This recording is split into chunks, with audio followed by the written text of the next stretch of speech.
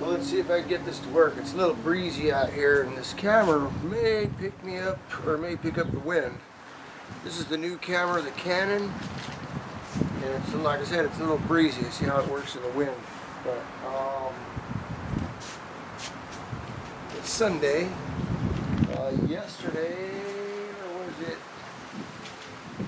Yeah, Friday I took the Tacoma into the brake and front end place. Told them, hey, something's loose on here.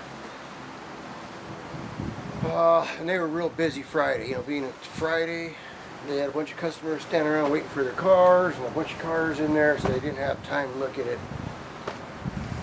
And, you know, I was there about 3:30, and they closed at 5, so I was like, hey, it wasn't even nothing they could fix anyway, right then and there. So I told them to bring it back Saturday morning, first thing in the morning. I'm like the first one there. 7:30 a.m. So they said, oh, okay, sorry about that. Well, we'll take it for a little drive. I mean, I figured that maybe they disassembled the struts and didn't put the bushing in, the bottom bushing that goes into the strut tower, I guess you call it. Hey, I don't know, you can't see up in there. You only can tell by taking the thing apart. So, that's what I assumed. Anyway, they took it for a test drive Saturday morning and brought it back in. And they said there's an issue with the bushings they installed. And being that it was on a Saturday, they didn't have time to do it because they're not open all day Saturday. So if I could bring it back sometime during the week, next week, they'll take care of it for me. Like I said, it's always something. So that's what's up with that. It's drivable. It's just clunking around now. It wasn't clunking before. It's clunking now when you go over dips in the road. Small bumps, no problem, but go over dips, or when you turn the wheel, certain times, not all the time, but that's what's going on with that. Let's see, somebody asked, oh, the Turbo Smart asked if I was going to use poly bushings. Yeah, no, I'm not too impressed by the poly bushings. I've got poly body mount bushings on the Bronco over here, and that was bad idea. I should have stayed with the factory rubber bushings. They're a little softer. Poly bushings tend to be a lot harder, so the harder you are, the harder it's going to ride, and that goes with your shock bushings and all your bushings. I don't have to ride any harder than it is. It's already got stiff springs on it. And the off-road shocks, it's going to ride stiffer. 8-ply tires. Stick with the factory stuff. That's what I recommend anyway. Oh, somebody asked about the sway bar. They want to know if it gets more roll. It means roll. It means, does it sway more when I go around corners? A little bit, but not much. That's on the Tacoma. The Tacoma springs are the heavy springs, so it's stiff as it is. So I don't notice a whole lot of body roll without the sway bar on there, so I might leave it off. Now on the Bronco, I'm running soft springs. They're called they're Deaver, shoot, I forgot what they're exactly called, but there's some Deaver springs, and they're really soft, and you get a lot of sway on it, especially with that TTB front suspension. It's got some sway going around mountain roads. It's a little scary. So I really don't like the sway bar on the Bronco for off-road, but I don't like it swaying so much on-road, on the highway. So I might go back to the standard springs on there and get rid of the Deavers, because it doesn't make that much of a difference in articulation and all that stuff. Not on that trip. Freddie Perez, yeah. What's the gear ratio on the Tacoma? It's just factory gear ratio. I haven't changed it. On the highway, I don't even use overdrive. It's always in drive. You can only use overdrive when you're going downhill. I mean, because it's got no power.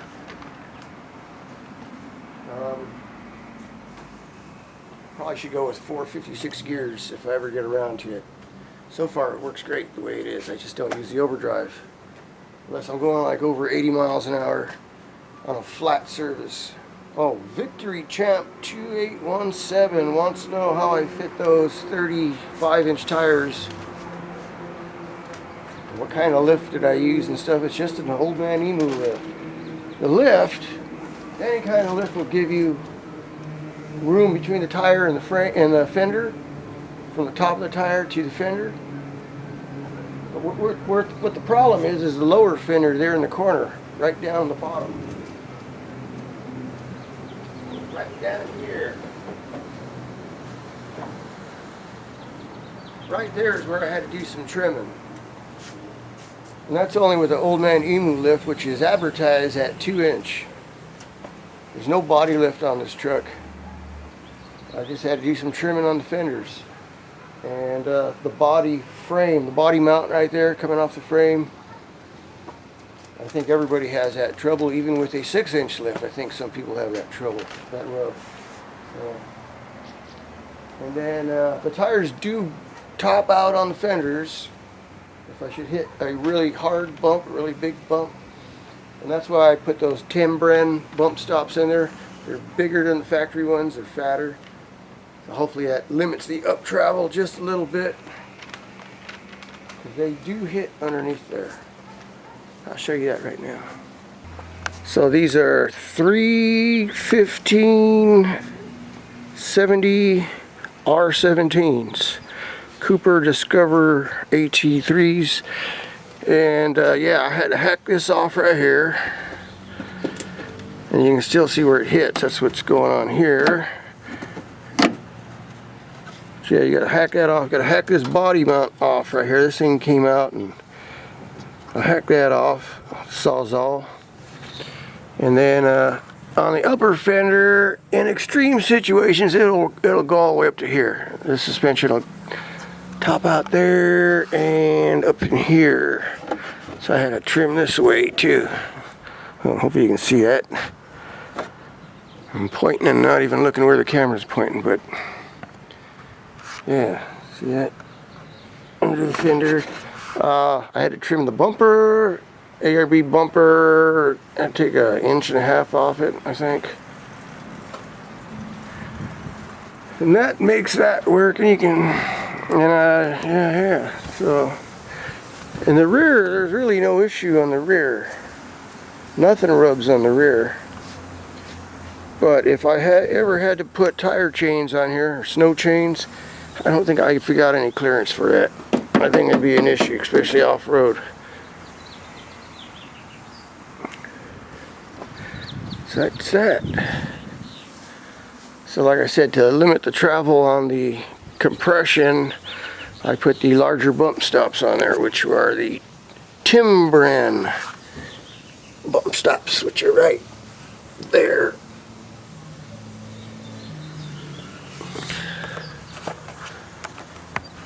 Oh, and by the way, I'm real happy with the Rancho shocks. You know, I've had a set before on the Bronco and I wasn't too happy with them. But they seem to be working fine on the Tacoma. Oh, one thing on the struts on these Tacomas is that there's no limiting devices on the front suspension. On extension, on compression, you got the bump stop, but on extension, or when the tire completely extends, or suspension completely extends, the only thing holding it is the strut. And that's why I had one go out on me. I had two of them, I think, the old man emu shocks. Now this Rancho has this big upper bushing on the top, and also inside the shock body itself it has a bump stop too. So it's not metal on metal. Yeah, so it's not metal on metal like the old man emu shocks or struts. Only had like a little metal ring in there, and every time you hit a rough section and the suspension goes through its full cycle, you could hear them things top out, clank, clank, until one finally broke. So that's what that is. And that's a good thing. You can look up the Rancho if you know, not sure what I'm talking about. You can go to the Rancho website and look up the RSX 9000 XLs. And that's one of their things. They've got a bump stop, some kind of bump stop built into the shock for when it fully extends out. It's not metal on metal. Now in the Bronco, I've been driving the Bronco to work every day, but it looks like it's towed out. And I don't want to wear these tires out, so I think I'm going to have to adjust the toe on it. How do I know? How do I know? Some knobby ass tires. I can see wear already. See these? Let's see here. It's autofocus.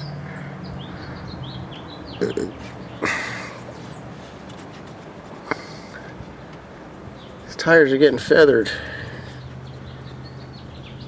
I can feel these little lines here. Should be smooth like this side, flush. Over here they're feathered. I think it's towed out.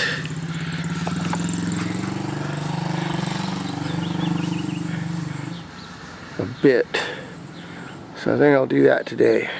Eventually I gotta take it to the alignment shop and have them do it.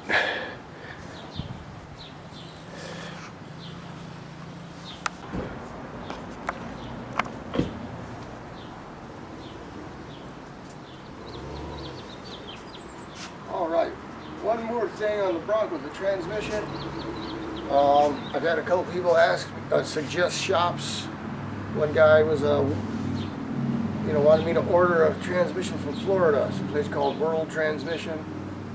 Sounds like a good idea, but we got all kinds of transmission places here in the West Coast, so why would I order one all the way from Florida? Another suggestion was a place in Lomita, California. I know where Lomita is. My aunt and uncle used to live out there. That's a long drive, especially in LA traffic. Then I'd need a ride home, so I'm not going to do that. And San Dimas is far enough. It's what, 2-3 cities over. I think that's where I'll end up going. I'm not sure yet, but hopefully it's something simple. It's originally this transmission had a Transgo shift kit and it shifted hard, but now it's shifting way too hard. It's staying in gear, in between gears too long, so the engine really winds out before it bangs into gear. These guys, the first shop I took it to monkeyed around with it, and it hasn't been the same since. Now it goes into reverse too slow. You put it in reverse and you sit there and you gotta wait. 1, 2, 3, 4, 5, about 5 seconds. So it's all the above. Now there is an issue with the electronic speedometer on this thing, because it goes to the computer and the computer tells the transmission when to shift. And I've had that problem before. I've replaced the gauge cluster once already, years ago. Now at that time the gauge cluster was bouncing at around 60 miles an hour and the transmission would start shifting erratically, which means like shifting up and down and stuff. Or maybe the torque converter was locking and locking. I'm not exactly sure what the problem was, but put in a new gauge cluster, fix that problem. So right now I don't know whether it's that problem again or not. I've gone through the gauge cluster thing already once. And it's the first thing everybody tells you. Oh, check the speed sensor. Yeah, the speed sensor's been replaced a couple times. Gauge cluster's been replaced.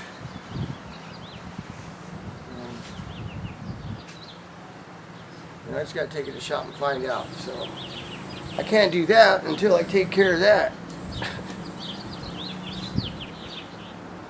Yeah, so I gotta take care of the Tacoma first, and I'll mess with this thing. Now I know the internals of the transmission are okay. It's got new clutches and seals and bands and everything in there, so hopefully it's something simple. Boy, it's too much for one video.